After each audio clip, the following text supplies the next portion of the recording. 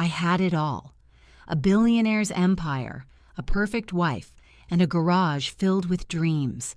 But then, a hidden compartment in my beloved Porsche revealed a Soviet passport with my own face, and my entire reality dissolved into a terrifying, deadly lie.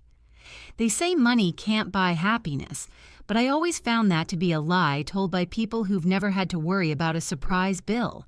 For me, money bought peace. It bought a sprawling glass and steel house overlooking the Pacific, a wife with a smile that could disarm world leaders, and a garage that was less a place to park cars and more a cathedral of chrome and steel. That garage was my sanctuary.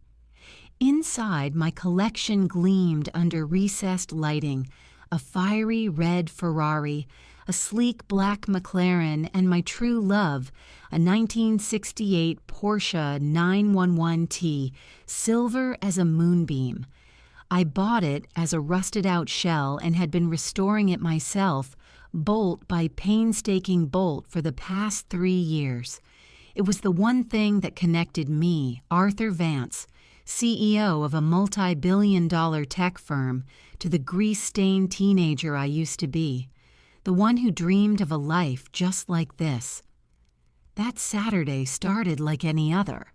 Clara had gone to a charity luncheon, leaving me with a rare, blissful afternoon of solitude. The salty air drifted in through the open garage door, mixing with the familiar, comforting smells of oil and leather. I was working on the Porsche's interior, trying to refit the vintage door panels.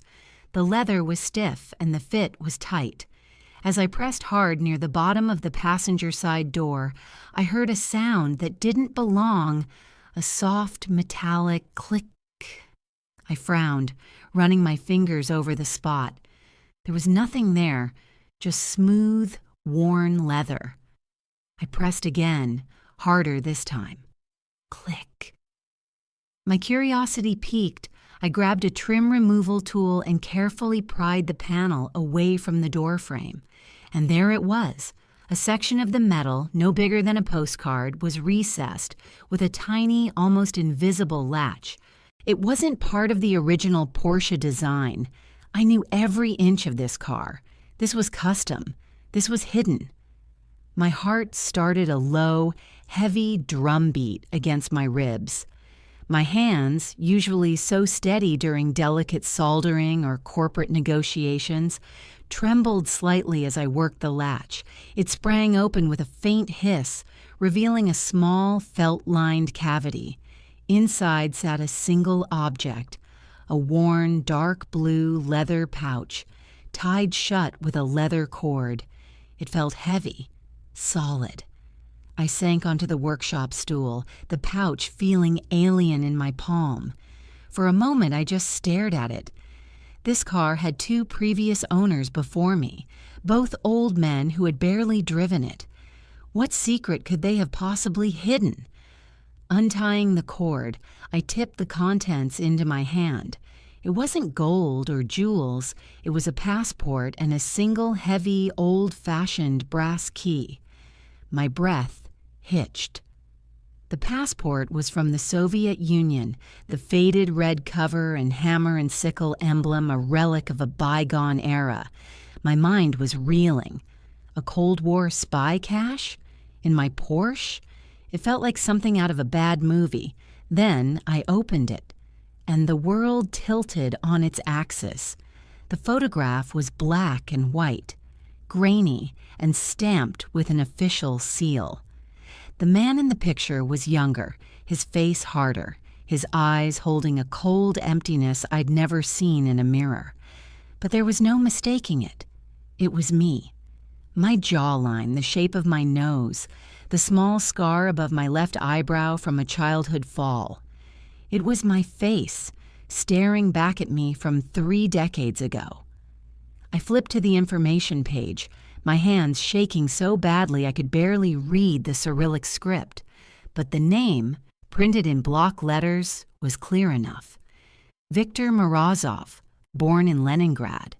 My blood turned to ice. My name is Arthur Vance. I was born in Chicago. I have a birth certificate, a social security number, a life built on 42 years of verifiable American history. This was impossible. A prank. It had to be a prank. But who would? How could? My mind was a whirlwind of panic and confusion. I stumbled out of the garage and into the sterile white kitchen of my perfect house. The silence was deafening. Every painting on the wall, every piece of designer furniture suddenly felt like a prop on a movie set, a set for a life that might not be my own. I needed an anchor, something real. Clara. I had to talk to Clara. She would know what to do. She could help me make sense of this madness. I heard her car pull up the driveway. The sound of her keys in the lock was a countdown to a moment I knew would change everything. She walked in, smiling, her face flushed from the afternoon sun. "Hey, honey, you wouldn't believe what Susan wore." She trailed off, her smile vanishing as she saw my face. I was standing in the middle of the living room, the Soviet passport held in my outstretched, trembling hand. I didn't say anything. I just held it out for her to see. She walked closer, her eyes fixed on the passport. Her expression went through a series of emotions I couldn't decipher. Confusion, then recognition, then a pale, all-consuming dread that seemed to hollow out her features. She looked from the passport to my face, her breath catching in her throat. The silence stretched, thick and suffocating. Finally, I found my voice, a ragged whisper. "Clara, what is this?" Her eyes, the beautiful, loving eyes I had looked into every day for 10 years, filled with a terror I had never seen before. She took a half step back as if I were a stranger holding a weapon, and then she spoke, her voice barely audible, but every word a sledgehammer to the foundations of my world. "You were never supposed to find that. You were never supposed to find that." The words hung in the air between us, colder and harder than the polished concrete floor beneath my feet. My mind, which could process terabytes of market data in a nanosecond, ground to a halt. It tried to reconcile the woman in front of me, my Clara, who agonized over flower arrangements and laughed until she cried at bad movies, with the stranger whose eyes were now flinty, her posture coiled like a spring. "What do you mean?" I finally managed, my voice a hollow rasp. "Clara, what the hell is going on? This is my face in a Soviet passport." She took a deep breath, the mask of the terrified wife slipping away, replaced by a chilling, almost military-grade composure. "Your name isn't Arthur Vance," she said, her tone flat and devoid of emotion. "It's Viktor Morozov. And that passport isn't a fake, it's your original." I laughed, a sharp, ragged sound of disbelief. "That's insane. I was born in Chicago. I have a birth certificate. I have parents, memories." My voice trailed off as a disturbing thought surfaced. My parents had died in a car crash when I was 20. Convenient. A clean break. All my relatives were distant, living in Europe. I'd never been close to them. My entire history was built on a foundation I had never thought to question. "The documents are forgeries. The memories are constructs," Clara continued, her gaze unwavering. "You were part of a program, a deep-cover initiative called Janus. You were one of the best, infiltrated, established, ready to be activated. But something went wrong on your last mission before you were placed here. An explosion. You were pulled out, but your memory was fragmented. They decided you were too valuable to eliminate, but too unstable to activate. So they created Arthur Vance. They built you a life, a history, a career. Every word was a physical blow, knocking the air from my lungs. My entire existence, my success, my company, my very identity was a lie, a carefully crafted cage. And the woman I loved, she was the zookeeper. And you, I whispered, the betrayal a bitter taste in my mouth. Were you part of the program too? Was our marriage just an assignment? For the first time, a crack appeared in her composure. A flicker of genuine pain crossed her face. My assignment was to watch you, to make sure Victor never woke up, to keep you safe. She took a step closer. It started as a job, Arthur. I swear to you it didn't stay that way. But I couldn't process that. Not now. My sanctuary, my home, had become a prison. My wife, a guard. I felt a surge of pure, unadulterated rage.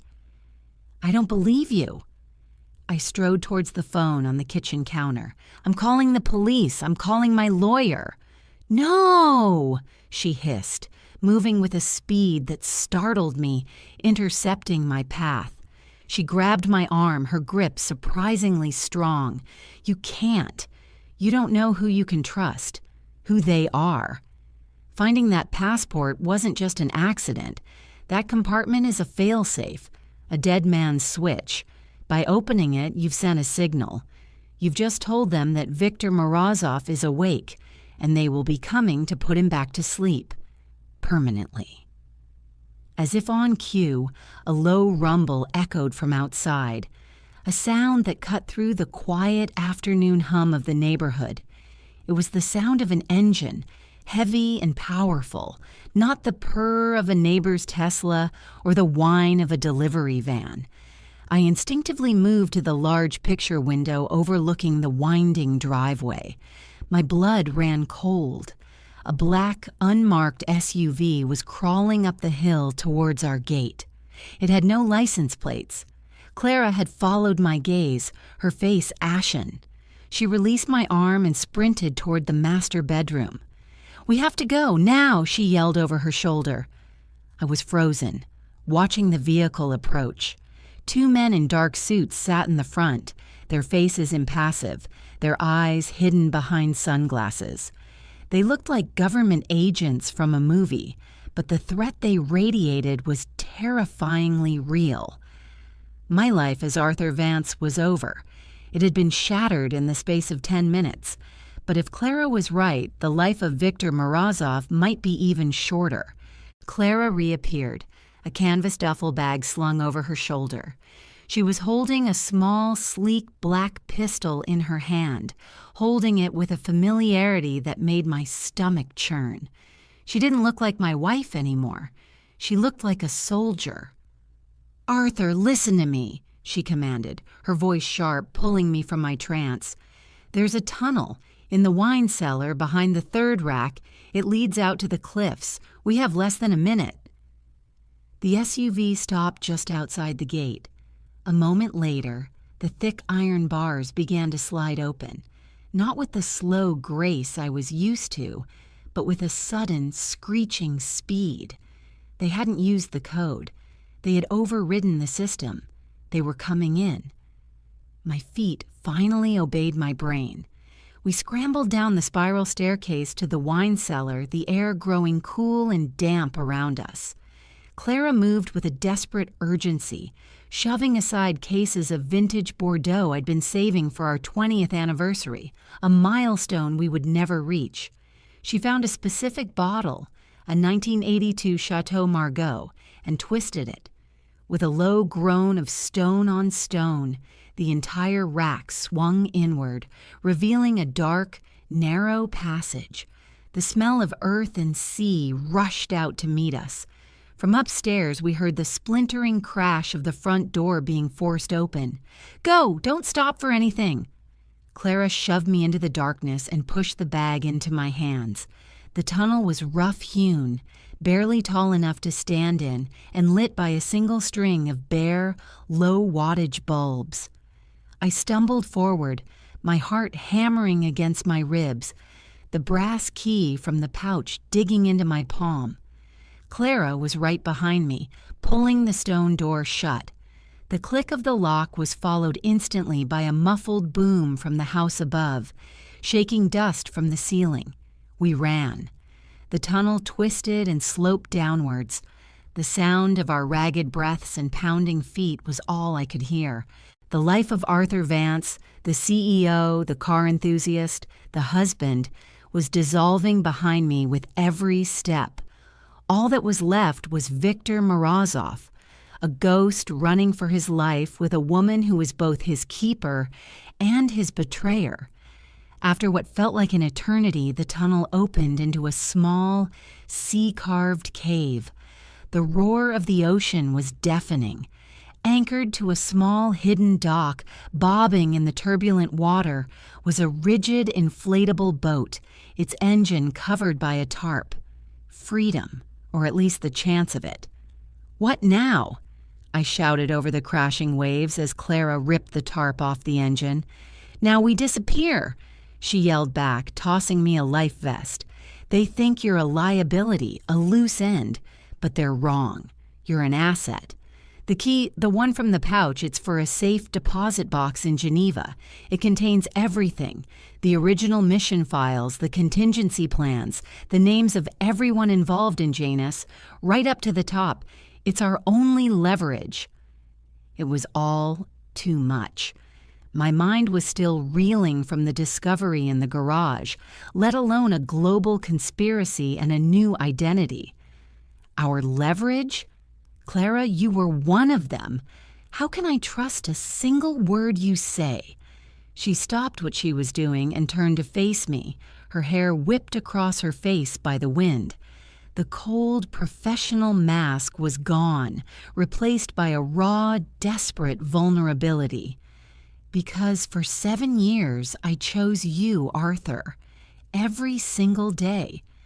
I could have reported the anomalies, the flashes of memory you dismissed as bad dreams. I could have had you decommissioned 100 times. But I didn't. I fell in love with the man they built, not the soldier they lost. That's the truth. And now I'm choosing you again."